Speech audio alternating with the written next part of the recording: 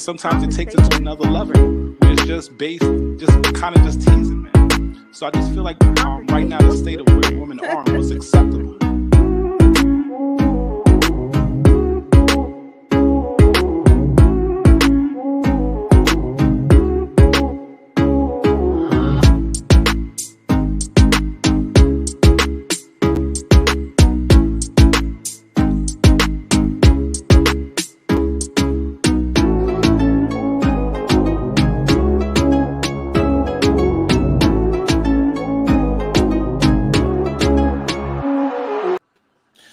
Good evening, Let's Talk fam and conversations with friends, family.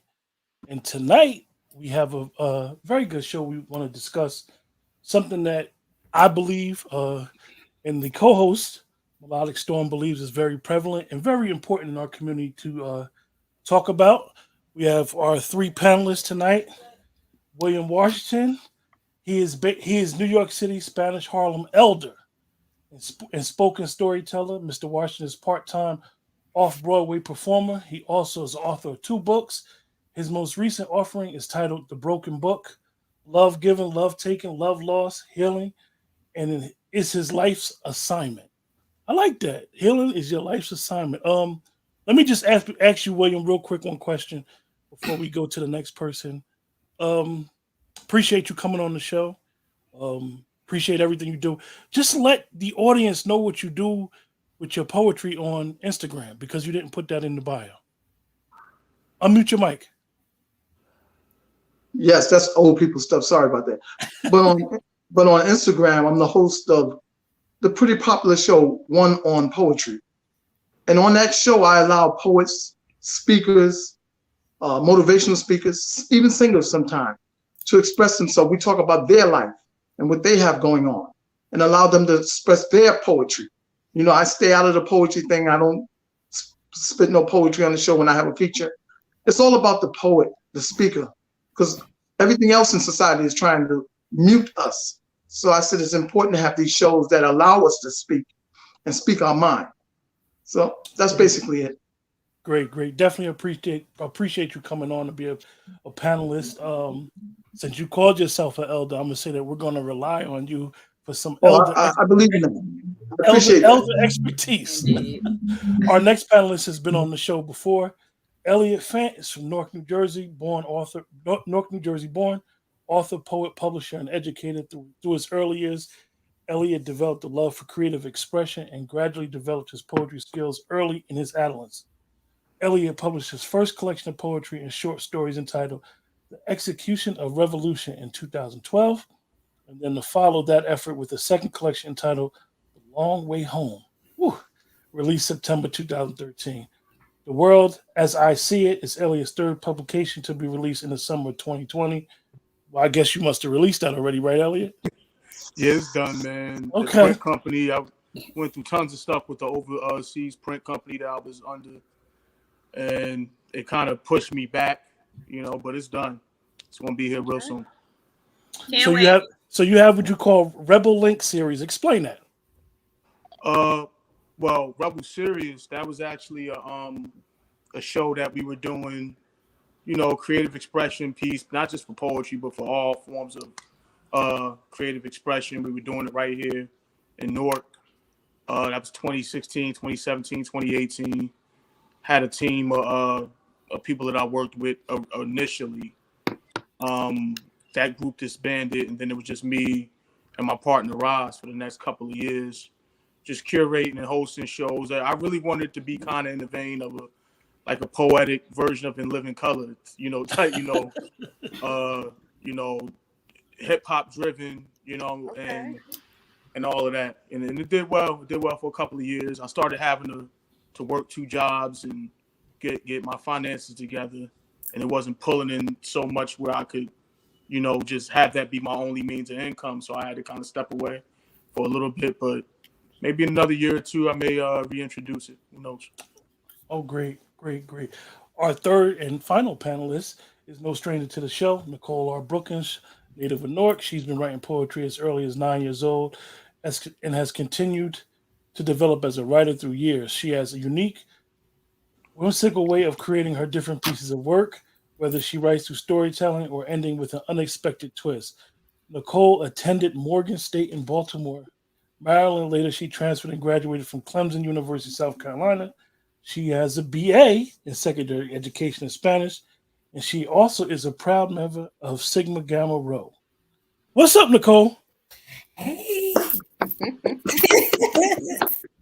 And last but not least, the chef, the creator of the show, and I say that with all due respect, is Melodic Storm, author, poet, wonderful personality, able to put together an amazing show, an amazing panel for all our shows each week, every other week as we do it. Woo-hoo! What's going on? Hi. So our topic is: do you think platonic relationships work? Melodic. Okay, so thank you everyone for joining the panel tonight. And our first question for you is, do you have any platonic friends? And I would like to go in order of how I see people on the screen. So do you have any platonic friends of the opposite sex? And how long have you been friends? Nicole, let's start with you. I do. I have a couple, but I guess the main one, my best friend, we met in college in Clemson, and he's married, has kids and everything. One of my other friends, he's married, he's in Atlanta. But yeah, it's totally platonic. The thing is that I grew up around guys, so I feel more comfortable. I have 3 brothers, so it doesn't, of course, you have the guys that you're interested in, but the people that you pal around with is, it's no big thing for me. I don't think twice about it. Okay. Next we have William Wawa Washington. Right now, I don't have platonic friends. Okay. Because I'm in a relationship. And even when I was a young man, I was always that kind of guy that had platonic relationships, because women were drawn to me because of my intelligence, my so-called intelligence, and the fact that I do have a giving heart. But even back then, I would always tell them, yo, if I get a girlfriend, we can't be doing this, we can't be talking, we can't be, you know what I'm saying? I always wanted to respect my queen. So I'm the same way today. So I have a lady friend now. Yay! But I have a lady friend now, and she just happens to be the boss of me. So all my lady friends that used to call at night, I used to talk to them at 3, 4 o'clock in the morning. We cut that out. Ain't no more of that. They see me in the street, they can wave and say hello and keep it moving. Okay. So all right. Yeah. And Elliot, do you need me to repeat the question? No. Okay. He's ready for that one. Okay. Yeah. Born ready, man. Born ready. But I have tons of platonic friends. High school, but like the thing is though, I don't feel like when you decide to say, hey, I'm in a relationship, a matter of fact, it doesn't even need to be said. If you, hey, what's going on? Or I'm doing, it's just a natural respect. It's not a matter of feeling like, I can't control myself or they can't control themselves in regards to my endeavors. It's just, and this really has to do more with, your partner's level of comfort. I have a partner who understands, hey, I have friends and, I could talk on if they call, I don't have to, be weird about it or run into another room. And, I don't have to do that. So it's really based on the comfortability of your partner and having that, that kind of functionality between, you and them, where you understand, okay, you had male friends before you met me. I had female friends before, we met. And it's just a matter of, hey, just don't, be secretive and anything like that. And we'd be fine, Right. Okay. Q. Well, this interesting question, because honestly at one time I couldn't have that. I would say that it was, but it years and years ago it just wouldn't work for a number of particular reasons. I don't think that at that time my maturity level is at the level it is now. Now I have it with no problem. Some of my as I would say, my day one friends that I grew up with, male and female, it's more like a brother and a sisterhood. It's a lot of us. It's like 20 something of us, and we all call each other brother and sister, close, talk to each other. And one of the things that I realized in the last 10 years is when you meet people and they want to know who your friends is, just provide clarity. Right. I mean, definitely if you're single, you want to tell, if you're single and you're dating and you tell the person, yo, this my sis, you know, you want to be able to provide that type of, as we did in our other show before, you want to establish that boundary, like, yo, this is who this is. So you may see a phone call at 2 a.m. and why this phone call is going on and what's going on. But that even comes with a caveat. Because what happens a lot of times in people's relationships, they'll share what goes on in the friendship in the relationship, and that's kind of a no-no. And I had experience of that as well. So for me, yeah, I mean, just don't, for me, don't be a professional liar. Just be honest and be straight up and be real. Okay. And to answer my own question, yes, I do have platonic friends of the opposite sex. And one I've been friends with for about 14 years. And the other, I've been friends with him for about 8 years.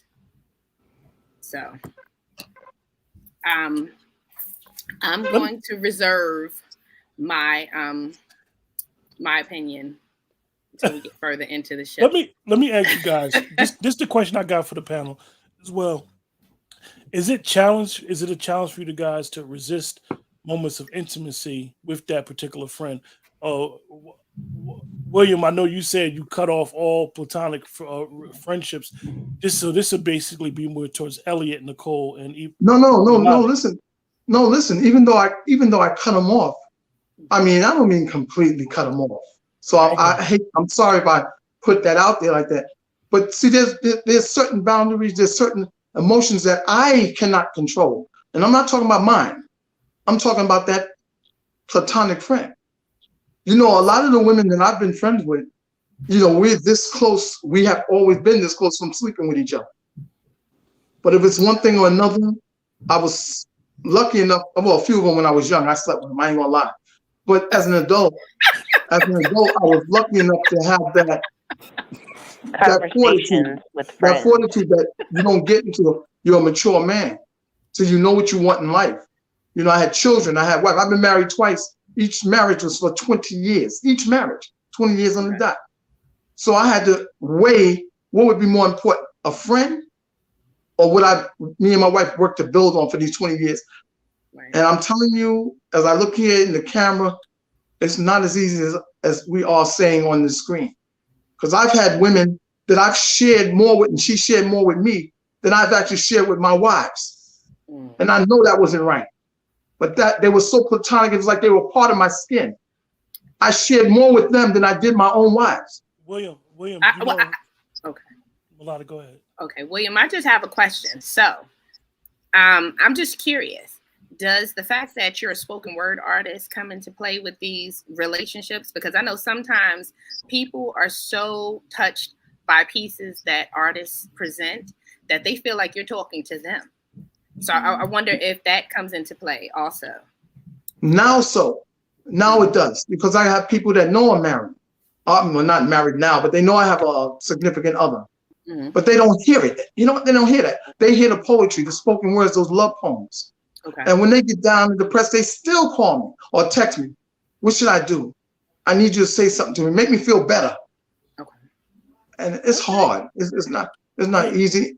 One of the things that you brought up, William, is sometimes when you have that platonic friend, you may share things with them that you may not share with your significant other. Actually, when I was doing the research for the show, it said the reason why some of that is, in this particular piece that I was reading, was promoting platonic relationships. So it could be biased.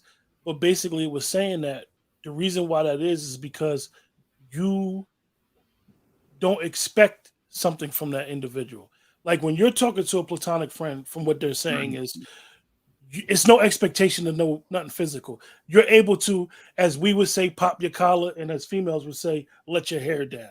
You're able to be totally vulnerable, talk about anything, and Excuse me. sometimes with your significant other, we're a little bit more cautious than Mm, You know why, just right? what the piece said. I'm just saying But what you the know piece. why, right? But you know why, right? Because a platonic friend, her problem is her problem that we're discussing. But with my wife's problems, 80% of the time was me. And I didn't want to discuss me with her. I'm obviously going to admit to cop out to anything. So the conversation was just like hitting a wall. I'm like, Yeah. yeah, right. Yeah, right. You know what I'm saying? Because I knew I was her problem. I was the Yeah. issue. You know, anytime she had a problem, basically. You know, Yeah. so. Yeah. okay. Melodic, you had something. I apologize for cutting you off. Okay. So as I have gotten older in, romantic relationships, I just feel like I always have to be myself. I don't like to put on airs for anyone, because if you can't be yourself, you're so bound up. How do you function? True. You should be able to see, my flaws, my assets, my, whatever. And you should be okay with it. So. And that's how it should be, but unfortunately, some men don't work that way. Well, then maybe, then I feel like this. If that's the case, then you're not my tribe. You're not my people. True. Like then, Let me ask or rephrase something. Mhm. With having myself having platonic relationships with I have more female friends today than I ever had, ever. And I'm proud to say that's what they are. And nothing has happened, or nobody has crossed the line.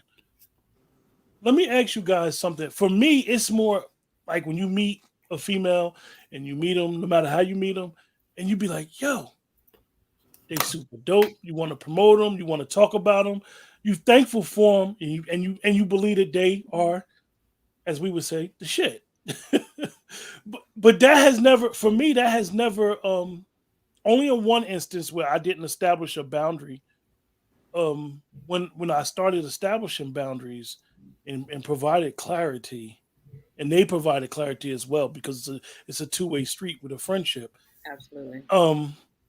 I haven't had no issues at all, and I feel totally like cool. Like I said, I've never ever, you guys, was able to function this way. It was a no for me. Gold star for growth. Look at that. Yes. But I want to ask Elliot.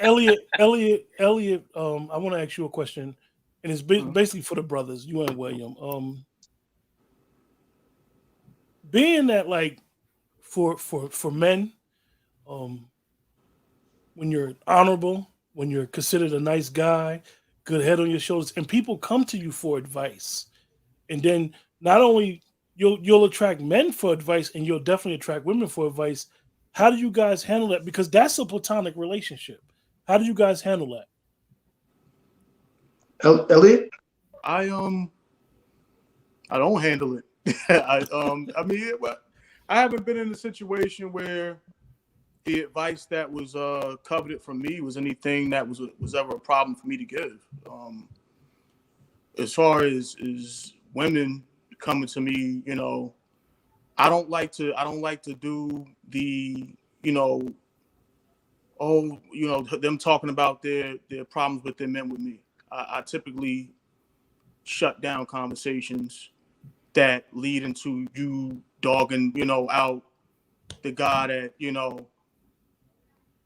you're with, talking to. Because I always felt like that. If I was a man in a situation like that, I wouldn't want my girl talking about something I'm not doing to another guy. So I try not to, have those kind of conversations.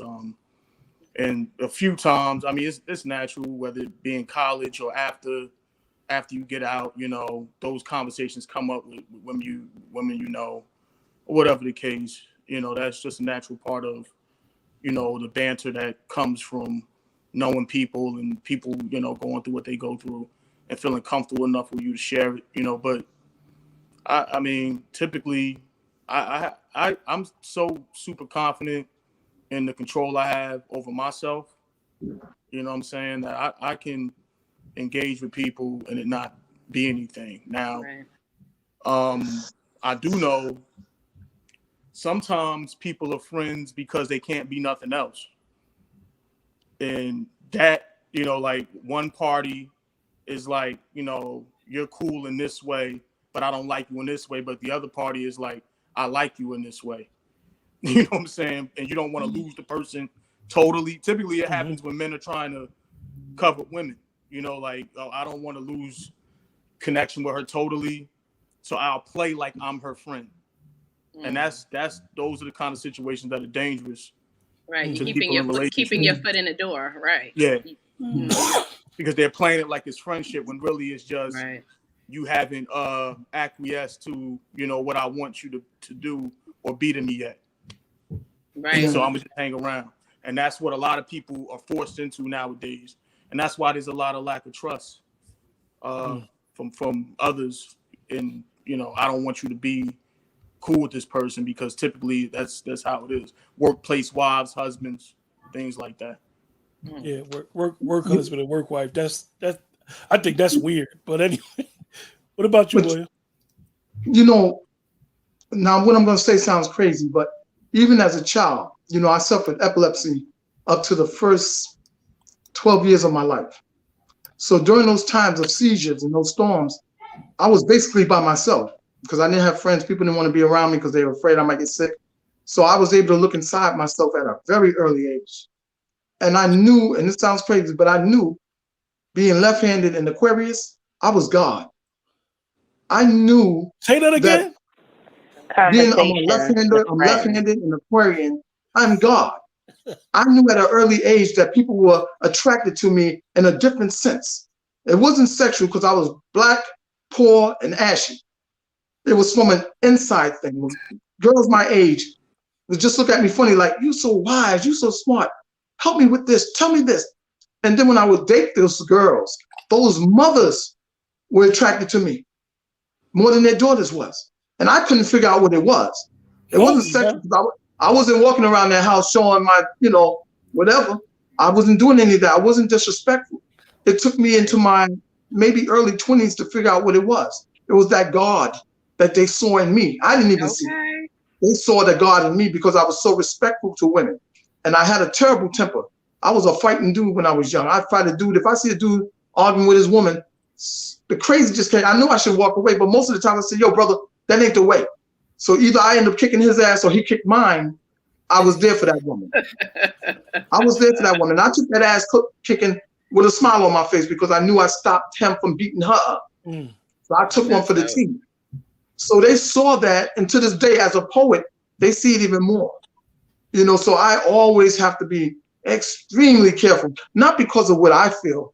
Yeah, I'm a freak sometime, but hey, I'm a man. I'm a man. You know, I got the freak in me. But I got to remember, it's more than just the sexual.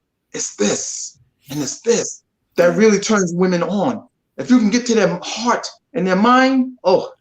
There you go. Yeah. Indeed. So I just want to piggyback off of that because I was shaking my head when you said something. So basically, two people can have the same experience and view it completely differently. Yes. Let me ask Nicole. Yep. Because you said something that was interesting. You got brothers. So when a guy, you're close with a lot of guys. So how is it when guys approach you and they see that you have nothing but male friends? Do they feel intimidated, or is it a problem? Or you be like, explain that scenario. I have had some people that had issues with it and like, oh, you know, cut this one loose, cut that one loose. But now I can definitely like limit as far as the contact, but I'm not gonna like dead a friendship of 20 something years, 25 years because you in your feelings and you feel some kind of way. Like, that's not my problem. That's your problem. Like, I know who I am. I'm saying I'm with you. And then, you get the little thing, oh, well, I ain't worried about you. I'm worried about them. Nah, like, I don't deal with people like that. That's interesting you said that, because I'm going to tell you guys a personal experience. Is I had a situation I got into, and I commented on a female friend's post. Pure platonic. This when social media had just started like getting crazy. So you could see other people comment that you're friends with. And I just gave her a compliment. Oh, the situation I was in blew up, big thing. And I basically messed up a friendship trying to appease someone else's insecurity. Exactly. So, and I tell you, and then when the situation ended, the friend was like, I told you I was gonna always be your friend. At least they still say, stay as a friend. Because I had, old boy was like, you get the Facebook, birthdays. So I, happy birthday, Joe, whatever. And I put exclamation point. Oh, you put 2 exclamation points. Wow. What? I was just like, yo, I mean, just craziness. But, when it all came down to it, he was the one that was trying to do his own thing, But it is what it is. But, yeah, like my friends, and I know I said like college, and it's probably been about 24, 25 years. I know I only look like 26, but, it's been that long. But I mean, I wouldn't trade them for the world. And I know one thing I can say is I kind of limit, like if I am in a relationship, I limit as far as speaking about my relationship, because I know how my friends are and they go hard for me. I go hard for them. So, 1 minute you telling them all this stuff that this person is doing. So they got all this hate in their heart for them. And you back with them. It's like, nah. Yeah. So that's why I try to keep that separate, but other than that. Nicole, speaking of college, how do you go into college sounding like Dolly Parton, then get into a car accident, now you sound like Tina Turner or somebody? That's where the sexiness comes in. That's why your friends change. That's why your friends change the way they thought about you, because you after the car accident, you sounding like, hey, baby. How you doing? I ain't never heard Dolly Parton, but yeah, it is a little raspy. God is good. God is good though, boy. He changed you. He changed you for real. When you think about it from the outside, that could be an issue too. The way you came out with that raspy voice after the surgery. I mean, your voice is a turn on, period. So you got to think of it like that. They didn't change you changed. So I'm gonna show. I got something I want us to see, and we're gonna get on-time reactions with this one.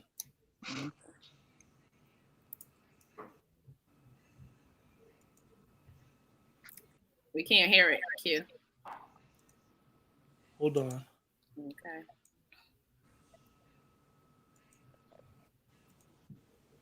Hold on. We gotta have to fire production. Nah. This is your last day working. No, it's funny. No. It's funny because I tested it out beforehand, and No, Steve Harvey got a block on that. You might not be able to use that now. I have guy friends. No, you can't. No, you can. Who told you that? The only way you have a guy friend is you're saying we're only friends. They're hanging out with you in hopes of something else happening. They hang out with you and they circle like buzzards, waiting on a crack in the door, a chink in the armor. Guys are not made that way. Men, you don't hang out with fly chicks to be their friend. You hope you catch them hurting one day and you're there for them. And look at all the guys over there clapping. Look at all of them. Look at the cameraman, he never claps.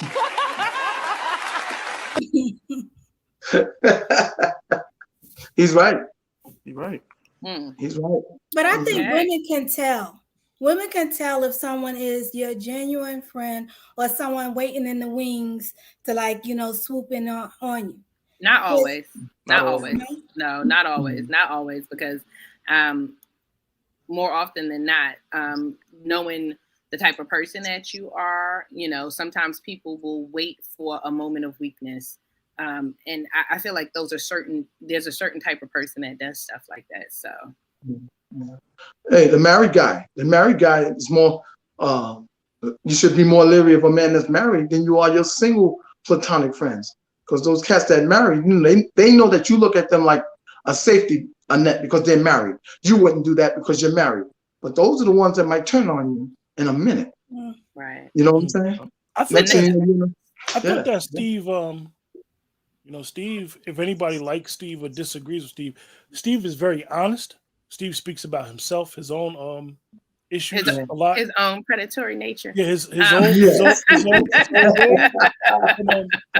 I agree with him to an extent. I mean, like I said, for me, the biggest thing is having those boundaries and understanding. Absolutely. Like, yo,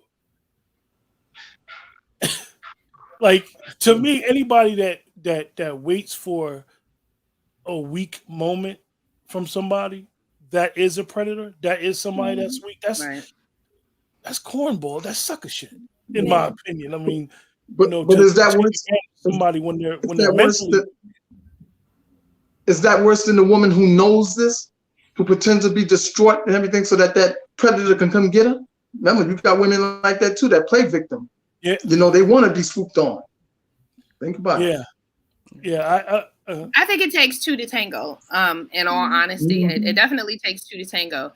And my thing is, I feel like when it comes to friendships, again, boundaries. To me, boundaries are set for a reason. I think that you're supposed to have boundaries, and you're supposed to let somebody know.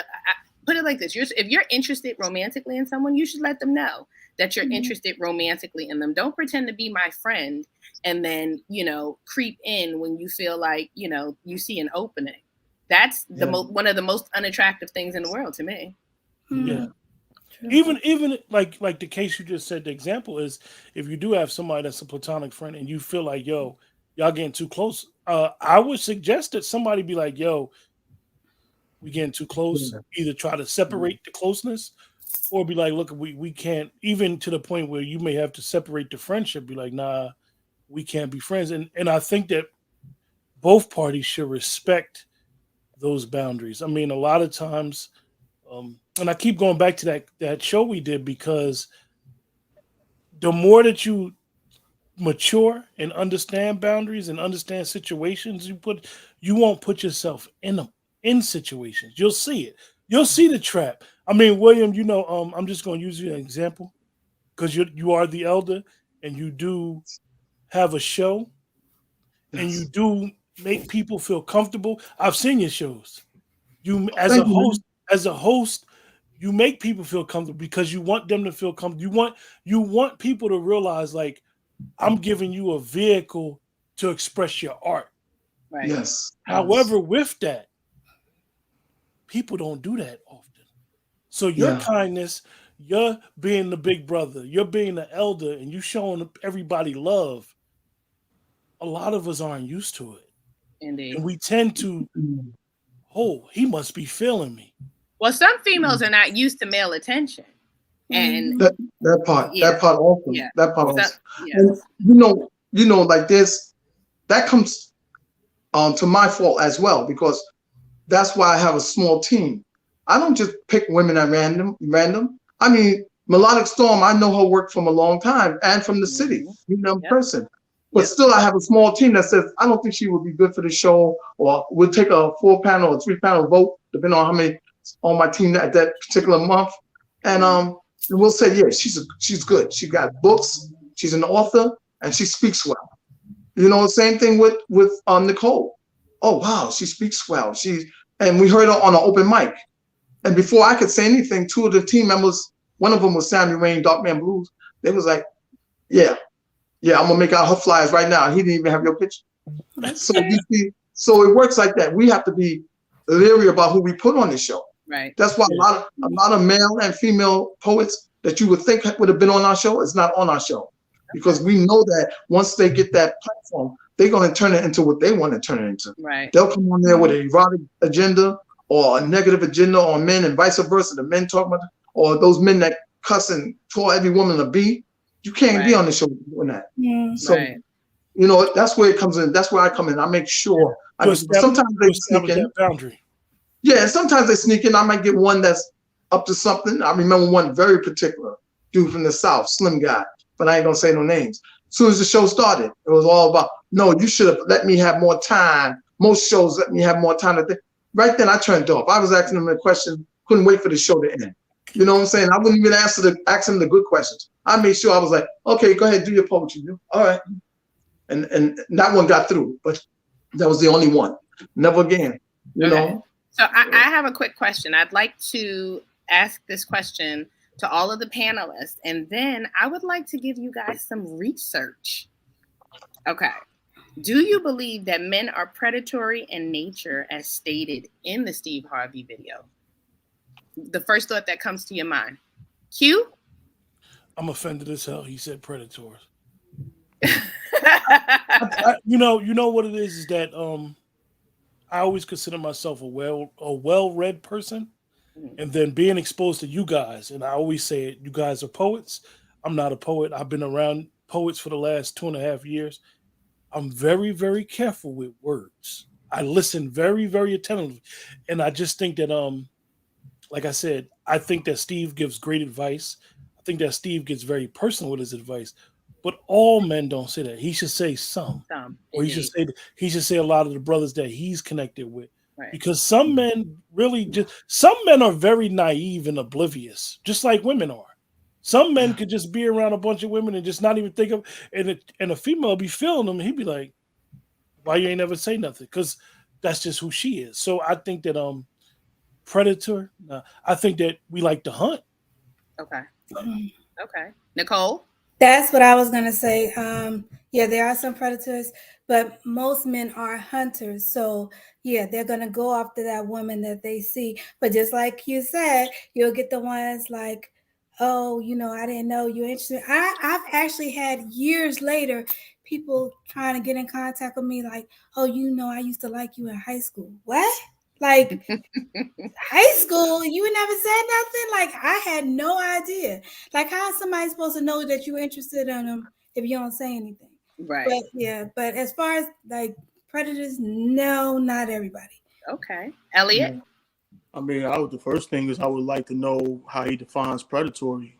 I mean, he said like buzzards ready to swoop in for a moment. I mean, Elliot, you know when you're driving down the highway and you look up and see them joints going around, you be like, roadkill out here somewhere. I knew what he meant, but I just was to throw that in just because it's like, okay, if I'm a man and I like someone, you know, and I go and pursue that, if I do that with multiple people, 5 people, 3 people, 7 people, like is there a number quotient that takes you into that category? Is it? I mean, and then women do the same thing when it comes to brothers they like. Okay. You know, so we live in so if you want to say that about men, you would have to be inclusive and say that, especially in the social media age, man, the things that I see in DMs and chat rooms and pictures and shoot your shot. You know, I mean, everybody's doing it. You know, it takes 2 to tango. Okay. You know, you can't have one without the other. I mean, in my life, you know, I was the guy in high school that got disrespected and played out for having too much respect for women. As crazy as that sounds. I mean, it sounds crazy, right? Like, you mean too much respect. I mean, like, you try to be the guy that was nice and that wasn't respected. A lot of women wanted that hunter, that predator, you know, like that guy, you know, a lot of women wanted that, you know, in high school and college, and some even after, you know, and some now in their 40s want it. You know, you're dealing with until you can say that you've met every person on the world, you always have to say something. There's never a situation where you can say all unless you travel to every corner and crevice of this earth and surveyed over 10 billion people. Absolutely. You know? Absolutely. And Will? Well, you know, I'm a twin. I know I'm left-handed Aquarius, but I'm also a twin. So I grew up with the whole thing of sharing. We wore each other's clothes every other day. So my twin brother, I'm a minute older, but he had more of a predatory way about him. Yeah, he got that from my father. They say, I never met my father, but they say he was a womanizer. So my brother has that in him. It was evident early in age, and I was a sickly one, so I didn't have that. And I was a predator for a woman, like I am today, for a woman's mind. Okay. You know, I don't look at women. Oh, I do. I look at them sexually. They got nice butts and all that stuff. But my true predatory thing is for their minds, because Melodic Storm, you can tell the panel, I write for women. You know, I write emotional pieces about women. And I love to hear what women have to say. That gets my pen moving. As soon as I hear somebody like Melodic Storm do a piece on my show, or Nicole, after the show, I'm writing something. Either it's an answer to that, or I've always been intrigued with a woman's mind. Always. I love the physicality, don't get me wrong. But I would never go after a woman who was not the sharpest knife in the drawer. I don't want those issues. Unintelligent women don't ever have to worry about me chasing them. Never. I don't want no, excuse my language, but I don't want no dumb woman. I hate to say it like that, friends. but educated women, I thrive. But those, some of those women, I don't, they can walk by me naked. I'll be like, no, thank you. No, thank you. A true sapien. Can you read this book? Can you read this book? If you can read this book, we can talk. But if you can't read the book, I don't want to. So that's, I know I sound weird and crazy, but I've always been that. No, you don't. You don't sound weird and crazy. The unintelligent woman is a liability. And it's sexy too. She's sexy. An intelligent woman. Before you hear somebody speak, or know how they think, or know if they're intelligent, or know, all of the little things you need to know about them after you get to know them, the first thing that you see is what you see. Exactly. And you decide based on what you see whether it's worth exploring the rest. And that's wrong, because that's essentially judging the book by its cover, quote unquote. Maybe. Because then men are very visual. Like this, so I want to. Then you find out that they don't. Then the guy or the girl that you didn't want to look at possess all the things that you were interested in. Good brother. I'm 63 years of age now, and I've had women in their 40s walking to me like, "So what's up, my nigga? What we gonna do, my nigga?" I mean, I'm looking at them like, "Are you for real?" Well, yeah, if that happens, then yeah. Yeah, and then they get mad when you don't want to pay them no mind. Like that off the bat. Yeah. They get mad when you don't pay them mind. So. So, okay, just to follow up that question with some interesting research. So, I have an excerpt here from an article written by Danny Peck, and it was medically reviewed by Martha Furman, LPC, and published by BetterHelp.com. Women tend to turn to male friends for advice or camaraderie, not romance. Men, on the other hand, may find themselves struggling with keeping things platonic. This is because men are typically attracted to women by their looks.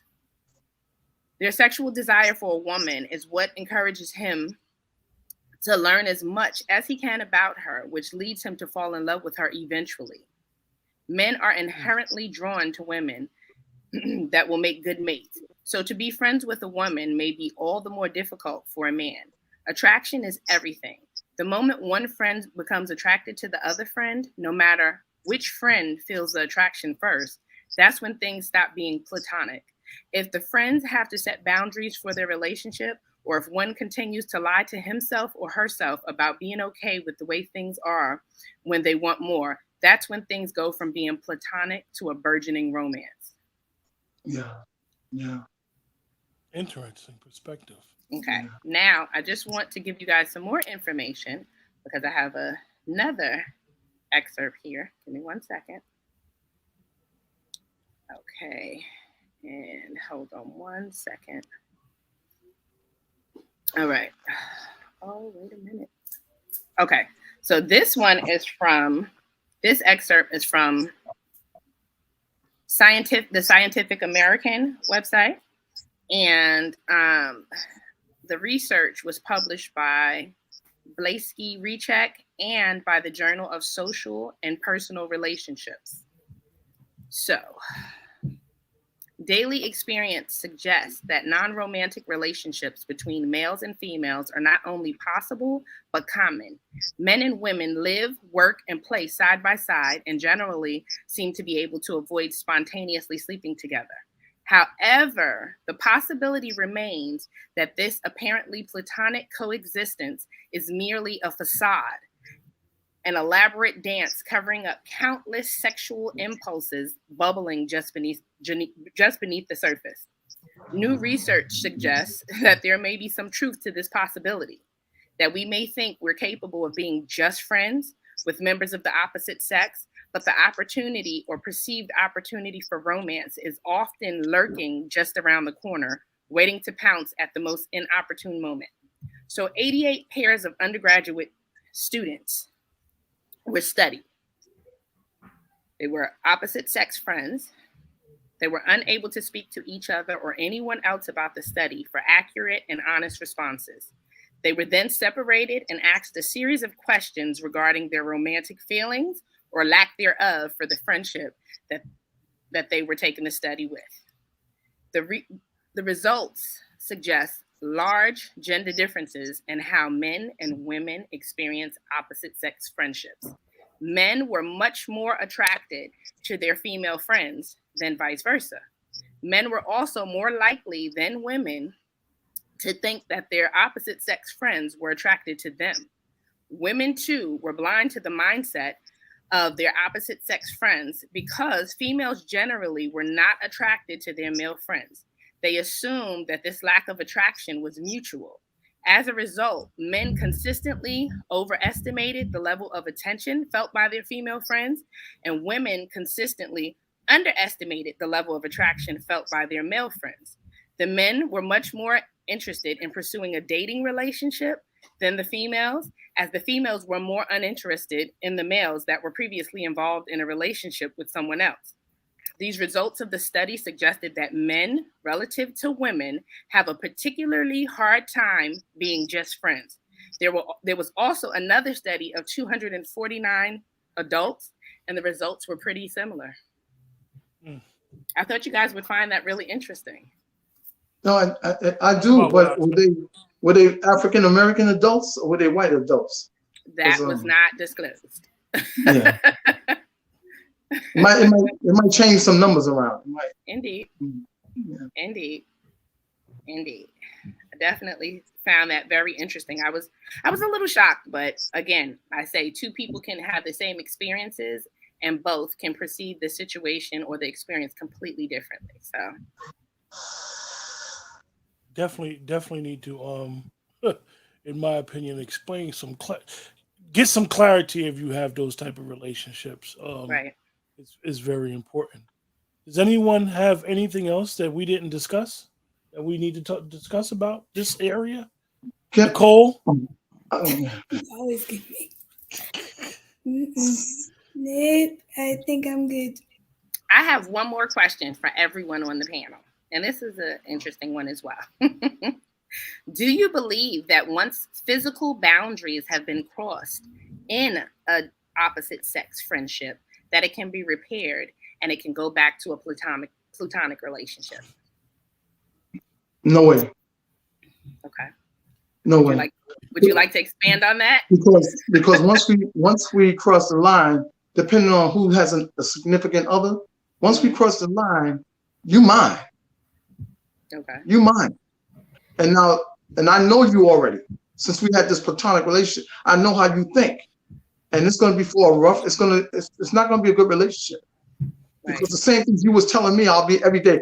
Who you telling what you used to tell me? So trust would come into play. Yeah. Okay. Elliot? Although I had a situation like that, cross the line. I didn't do anything after that, but it obviously, we still friends, but the friendship ain't where I talk to her every day like I used to. It's tough. It's really tough to kind of put the rabbit back in the box again. On that, but it can happen, I guess. You know, you know what I'm saying? As I said, somewhere there are people, you know, who have put it back together, and maybe, you know, it was full throttle friendship like it used to be, but in most cases, it's very. I would think it's very difficult to do that. I really feel like the platonic relationship thing too is really. I think in that study that you just gave the numbers on, a lot of times I feel like if you have what a woman would deem to be highly attractive man, you know, muscles rippling everywhere, handsome in the face, could you be a friend with him? You know what I'm saying? Versus just the everyday Mo, you know, who just a normal guy, quote unquote, you know, in the eyes of versus, you know, a supermodel type figure, you know, could you, and vice versa. If that in that case, I don't think it's possible for any. I think friendship is based on a lot of times, you know, I like the person, but maybe I'm not, you know, attracted to him in that way physically. But they're cool as a person. Because if you're attracted, if they're attracted physically 9 times out of 10 on both sides, you're gonna want it. Now, if the person turns out to be a jackass, the personality, then none of it matters. But if they're a nice person and they look like that, can you be a friend with that person? Okay. If you're a woman.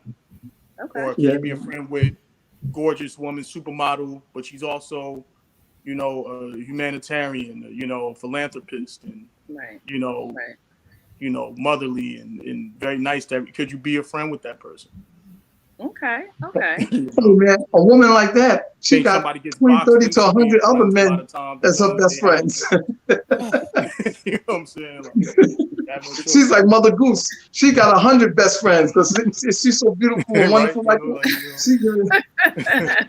time to get boxed into that, you know. But then also, you don't always like everyone that likes you. You know what I mean? Not to mention the fact that somebody can be beautiful and just be a horrible person. Yes. They can have a horrible attitude, just a horrible person. They can be mean. They say mean things or whatever. So, looks for me. I mean, I like looks. Don't get me wrong. I think we all like looks, but the type of person you are, I want to deconstruct your brain and see what's going on in there. Nicole, same question for you. Do you believe that once physical boundaries have been crossed, the friendship can be repaired and go back to the platonic realm? I think it can. It depends on the people, honestly. If y'all decided, okay, this is not gonna happen again, and move on from there, it can't happen. Okay. Well, thank you. Okay, Q. That's a great question. Absolutely not. Absolutely not. Like Elliot, been in that situation before. Years ago, and it's funny because when you asked the question, it clicked in my brain how it happened. Totally oblivious to anything. Even pretty young lady, hung out, bug out, cool, was around each other all the time. Not even thinking about that because I had situations going on. He said situation. Right. Did you peep that, Nicole?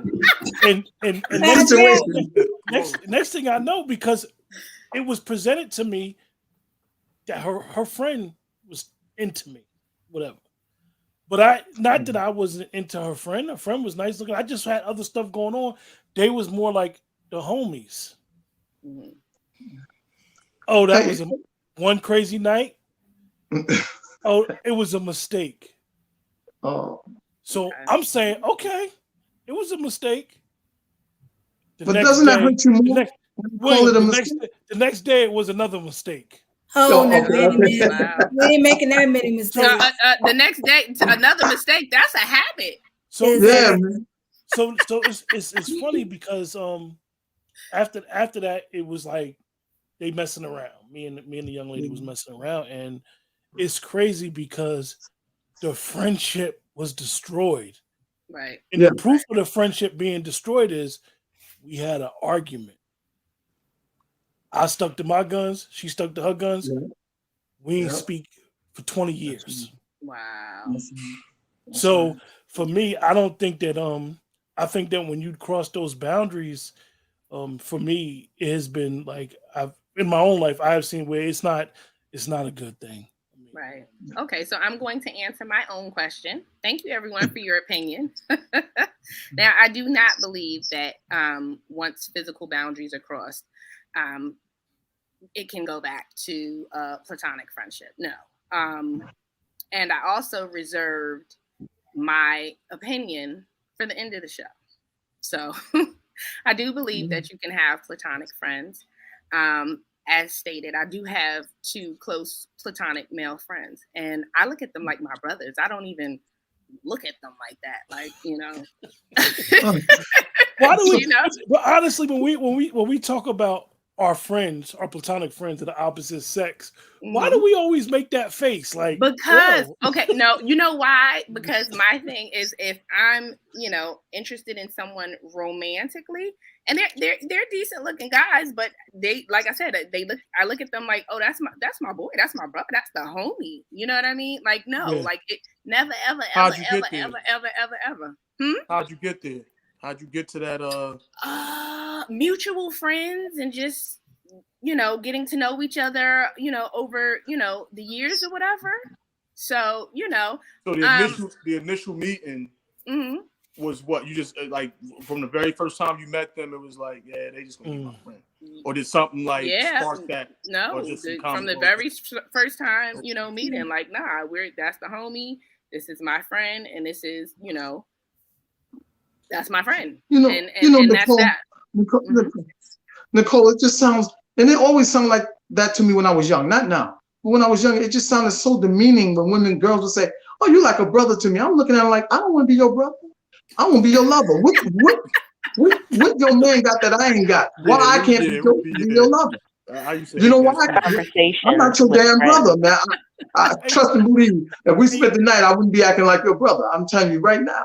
But then, I feel like, yo, you saying that I'm lacking something that I have. Yeah. No. It's not. No, not you. But he's right. It sounds like young in college and high school. That's the first thing that come to your mind is like, they feel that I don't possess something that the person who's not in the friend zone possesses. No, but I becomes get like a mental game. It's a psyche. Real quick though, and I'll be very transparent. My best friend, I mean, we've been best friends for years, but when I first initially saw him, I was like, okay, you know, 6'4", like, and I know people, they laugh at me because, and I used to tell my aunt, like, yeah, I need a guy 6 more, you know, 6 or taller. She's like, Nicole, you just 5 feet. Like, that's what I like. So, but 6'4", nice physique, good looking, could have been a model. And he was like, just wasn't like, it would put me in that sister zone. Like, no, I just think if you had a sister, like we could literally lay in the bed together. Nothing would happen. And then people would ask, Nicole, is there something wrong with him? Is he? I was like, no, he's straight.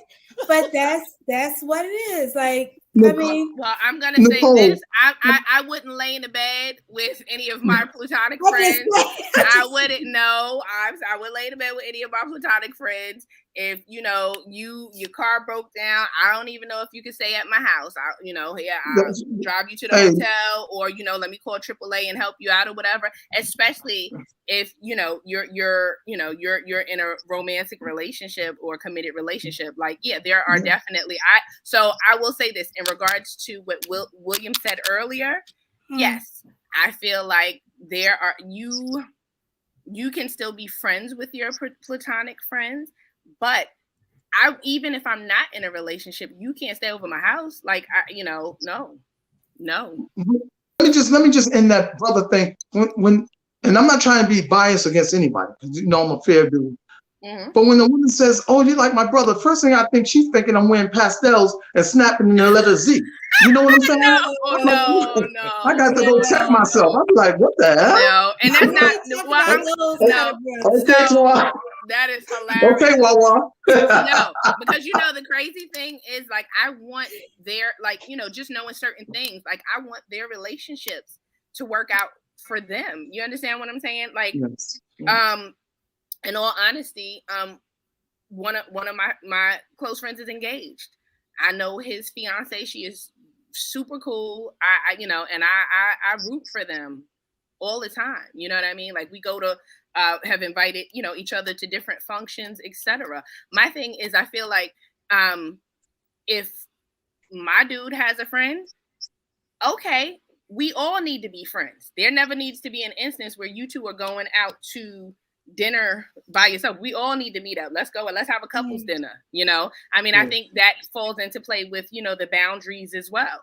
No, so I had a story. I was dating with somebody back in 2013. We had been at the time I didn't have my license. She lived in Hackensack, I live in Roselle.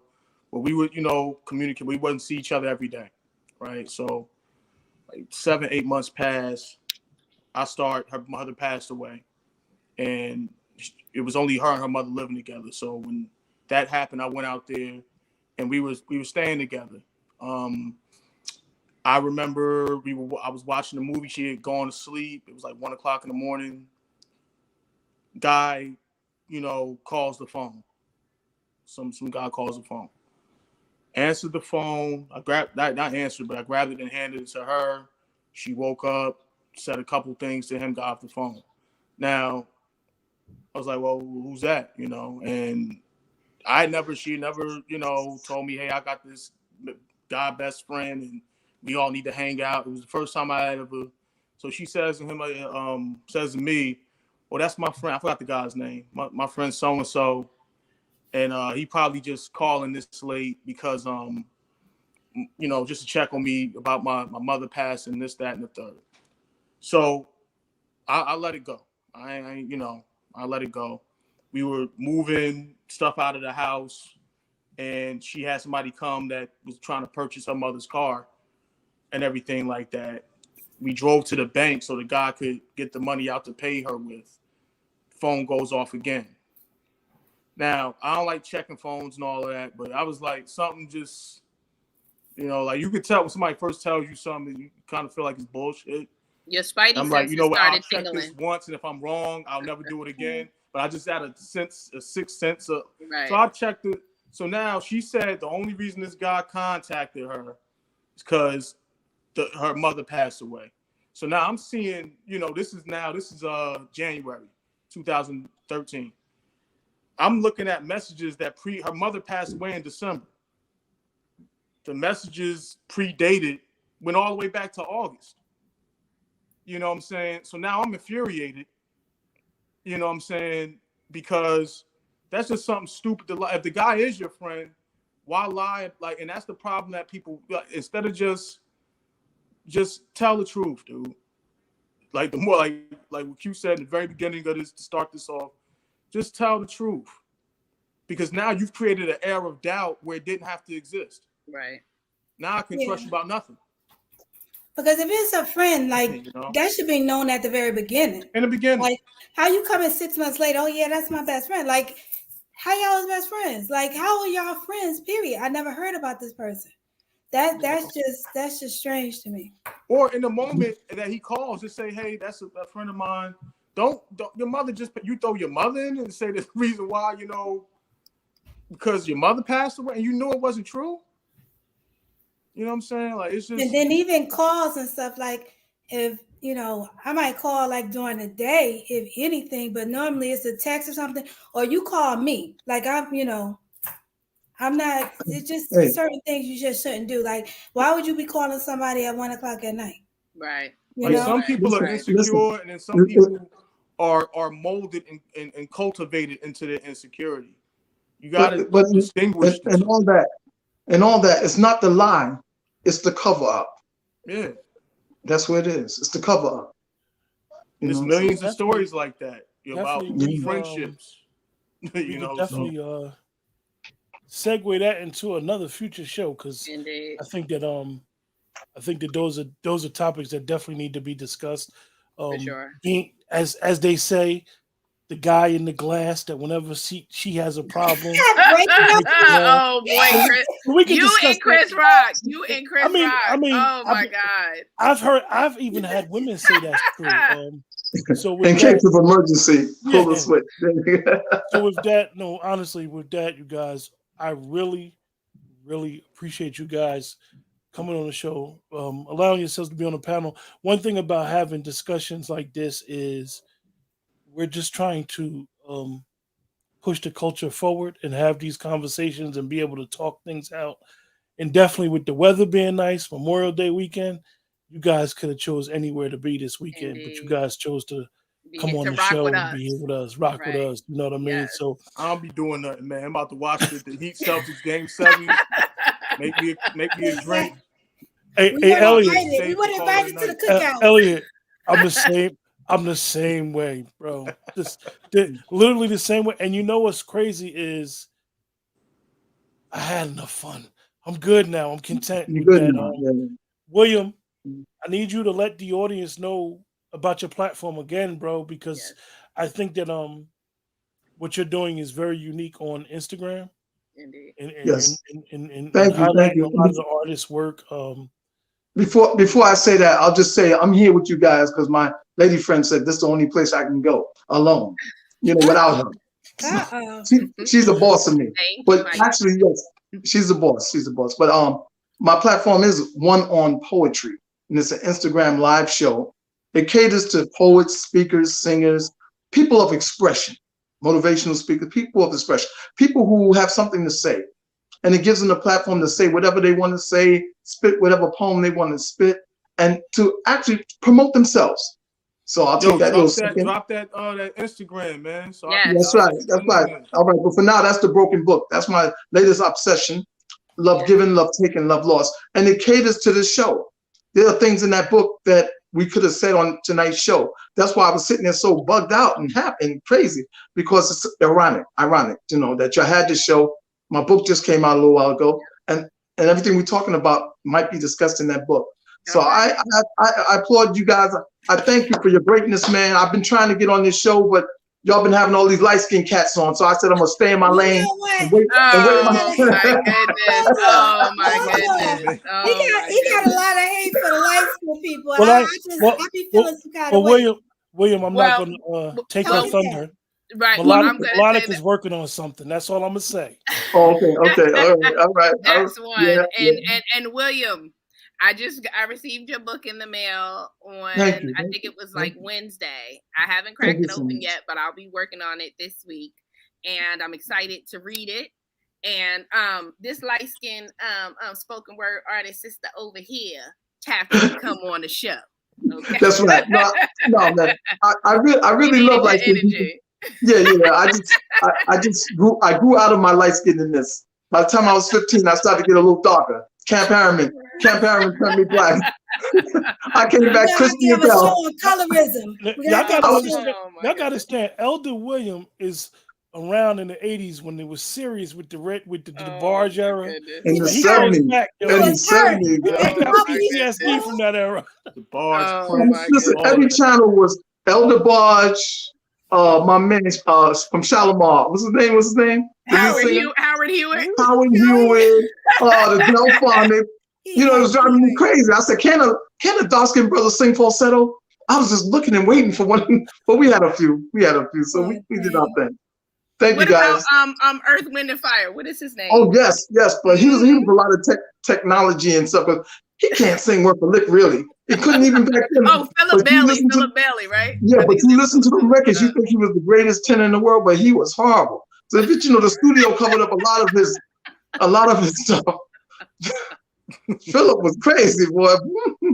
Oh my goodness. Yeah, no, that's great. You have a great platform, you two, and I'm so blessed to be here with y'all tonight, and I thank you. Thank you for being here with us. Yes. Elliot, please tell us about your books and where our audience can find you on Instagram. Oh, my Instagram is P_O_M_E POME. My books, when they come out, will be available on Amazon, Kindle. I have audio books. I have 3 collections. I'm doing a 4th on relationships, family dynamic called Love Hurts, Love Heals, after The World as I See It drops. So that's what I'm working on this next year and change or so. I stage perform, slam poetry. I just was at New Eurekan a couple weeks ago performing all over New York and wherever anybody would have me. And very big on the Newark scene. Newark, yes, of course, that's home, but this summer I plan on doing a lot of traveling, performing, Baltimore, Virginia, going down the Eastern Seaboard, performing, bus boys and poets, everything like that. So William, I'd love to get your Instagram and come on your show and send me a short bio. Send me a short bio and 2 photos to one.on.poetry. We get you on the show right away. All right. One.on.poetry. Yeah, Melodic Storm. I'll send it to you. Yeah, I'll send it to you. Okay. I'll send it to me. And I'll be on it, man. I'll be on it. Okay. And Nicole, please tell everyone where they can find you every Tuesday. Yes. Yeah, you can find me on the Let's Talk platform, the Poetry Corner, 8 p.m. Eastern. I am a co-host. Facebook is Nicole R. Brookins. And you can also sometimes catch me on Instagram. I do some open mics on there. My name is Clemson Poodle 97. And of course, my email is onepoodle1@gmail.com. All right. Thank you. Oh, and we're looking forward to your book. Yes. It's coming out soon. This is of me. So just last little tweaks and hopefully, it'll be there. I'm not as fancy as Elliot, I have the voice and everything. Guess I'll do that a little bit later, but just try to get this book out. You can also find Nicole at the chiropractor from 9 to 11 every morning. That's ugly. That's real ugly. Sorry, Mikey. I'm sorry. I apologize. He's marked off the list, the free list. Well, I just want to thank everyone again for participating, and we look forward to seeing you guys hopefully on some future shows. And with that, good night. Yeah, make sure you guys, if you guys are watching on YouTube, make sure you hit the like button. This is the only way that the algorithm will promote the show. Right now, YouTube is not promoting anything that we're doing. So any views that we get is totally organic. Something's going on with YouTube and the algorithm and myself, and that's all my fault. So if you're watching on YouTube, make sure you hit the like button. That's the only way that the algorithm triggers. With that, have a blessed night and take care. Good night. Good night.